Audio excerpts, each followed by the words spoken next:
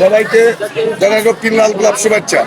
প্রিয় ভাইরা আমার, আমাদের নেতা দীর্ঘ 32 বছর এই রাজনীতির জন্য সব শেষ করছে। সে যদি ইচ্ছা করত, সে যদি রাজনীতিবাদী ইচ্ছা করত সোনার চামিচ দিয়ে ভাত খাইতে পারত, সে যদি ইচ্ছা করত লন্ডনে ভাত খাইতে পারতো পয়সা, সে আমাদের ভৈরব কুলিয়া চোখে সে ছাড়ে নাই। এত জ্বর জাপটার পরেও সে আমাদেরকে পালা যায় না। প্রিয় ভাইরা আমার, দীর্ঘ সময় সে আমাদের জন্য জেল খেটেছে, রাজপথে ছিল।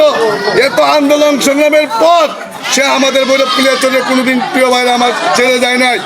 আমরা একটা কথাই বলতে চাই, আমাদের যেহেতু ভোট দেওয়ার সুযোগ এসেছে দীর্ঘ 17 বছর পর, আমরা সবাই নিজ উদ্যোগে প্রতিটা বাড়ির ভোট, যেমন আমার বাড়ির আমি একজন গার্জিয়ান, আমি মুরব্বী যারা যাইতে পারে না তাদেরকে আমি যতই সাধ্য পারি গাড়ি আছে বিভিন্ন সিস্টেম করে এদেরকে সেন্টারে নিতে হবে, যাতে কেউ বাড়িতে না থাকে।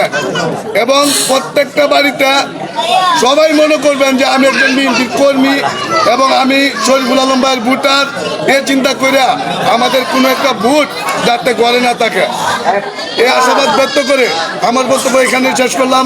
খুদা হাফেজ।